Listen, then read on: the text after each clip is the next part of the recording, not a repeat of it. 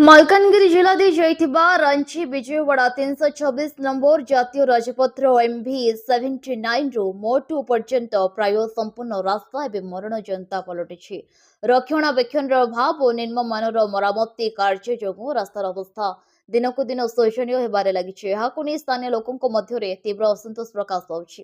ଏହି ରାସ୍ତା ଉପରେ ପ୍ରତିଦିନ ଶତାଧିକ ଯାତ୍ରୀବାହୀ ବସ୍, ମାଲବାହୀ ଟ୍ରକ୍, ଆମ୍ବୁଲାନ୍ସ, ସ୍କୁଲ ଗାଡ଼ି ଓ ଦୁଇଚକିଆ ଯାନ ଚଳାଚଳ କରୁଥିବା ବେଳେ ବର୍ତ୍ତମାନ ରାସ୍ତାର ବିଭିନ୍ନ ସ୍ଥାନରୁ ପିଚୁ ସମ୍ପୂର୍ଣ୍ଣ ଉଠିଯାଇଛି। ସ୍ଥାନେ ସ୍ଥାନେ ବଡ଼ ବଡ଼ ଖାଲ ଓ ଗର୍ତ୍ତ ସୃଷ୍ଟି ହୋଇଥିବାରୁ ଯାନବାହନ ଚଳାଚଳ ଅତ୍ୟନ୍ତ ବିପଦଜନକ ହୋଇପଡ଼ିଛି।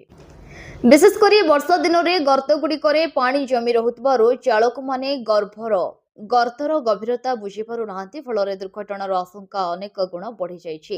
ସ୍ଥାନୀୟ ଲୋକଙ୍କ କହିବା ଅନୁଯାୟୀ ଏହି ରାସ୍ତାର ମରାମତି ପାଇଁ ସମ୍ପୃକ୍ତ ବିଭାଗକୁ ବାରମ୍ବାର ଅବଗତ କରାଯାଇଥିଲେ ମଧ୍ୟ ସ୍ଥାୟୀ ସମାଧାନ ଦିଗରେ କୌଣସି ପଦକ୍ଷେପ ନିଆଯାଇ ନାହିଁ। ପ୍ରାୟ 2 ମାସ ତଳେ ରାସ୍ତାର ମରାମତି କାମ କରାଯାଇଥିଲେ ମଧ୍ୟ ତାହା ଅତ୍ୟନ୍ତ ନିମ୍ନମାନର ହୋଇଥିବାରୁ ଅଳ୍ପ ଦିନ ମଧ୍ୟରେ ପୁଣି ରାସ୍ତାର ପିଚୁ ଉଠିଯାଉଛି। ଫଳରେ ସରକାରୀ ଅର୍ଥ ବ୍ୟୟ ହୋଇଥିଲେ ମଧ୍ୟ ସାଧାରଣ ଲୋକ ଏହାର କୌଣସି ସୁଫଳ ପାଇପାରି ନାହାନ୍ତି। ଏହି ଜାତୀୟ ରାଜପଥ ମାଲକାନଗିରି ଜିଲ୍ଲାକୁ ଆନ୍ଧ୍ରପ୍ରଦେଶ ଓ ଛତିଶଗଡ଼ ସହ ସଂଯୋଗ କରୁଥିବା ଏକ ପ୍ରମୁଖ ସଡ଼କ ହୋଇଥିବାରୁ ପ୍ରତିଦିନ ଭାରୀ ଯାନବାହନ ଚଳାଚଳ ଲାଗି ରହିଥାଏ। କିନ୍ତୁ ରାସ୍ତାର ଦୟନୀୟ ଅବସ୍ଥା ଯୋଗୁଁ ଯାତ୍ରୀମାନଙ୍କୁ ଅନେକ ସମସ୍ୟାର ସମ୍ମୁଖୀନ ହେବାକୁ ପଡୁଛି। ଅନେକ ସ୍ଥାନରେ ଗାଡ଼ି ଧୀର ଗତିରେ ଚଳାଇବାକୁ ବାଧ୍ୟ ହେଉଥିବାରୁ ସମୟ ନଷ୍ଟ ହେବା ସହ ଯାନବାହନର ମରାମତି ଖର୍ଚ୍ଚ ମଧ୍ୟ ବଢ଼ିଯାଉଛି।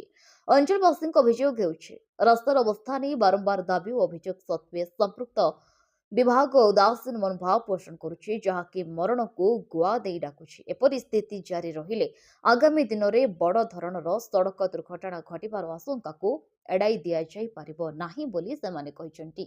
ତେଣୁ MV-79ରୁ ମୋଟୁ ପର୍ଯ୍ୟନ୍ତ ଜାତୀୟ ରାଜପଥର ସମ୍ପୂର୍ଣ୍ଣ ମରାମତି ସହ ଉଚ୍ଚମାନର ସ୍ଥାୟୀ ନିର୍ମାଣ କାର୍ଯ୍ୟ ଶୀଘ୍ର ଆରମ୍ଭ କରିବାକୁ ସ୍ଥାନୀୟ ବାସିନ୍ଦା, ଯାନ ଚାଳକ ଓ ବିଭିନ୍ନ ସାମାଜିକ ସଂଗଠନ ଦାବି କରିଛନ୍ତି। ଯଦି ତୁରନ୍ତ ପଦକ୍ଷେପ ନିଆନଯାଏ ତେବେ ଆନ୍ଦୋଳନାତ୍ମକ କାର୍ଯ୍ୟକ୍ରମ ଗ୍ରହଣ କରାଯିବ ବୋଲି ମଧ୍ୟ ଚେତାବନୀ ଦିଆଯାଇଛି।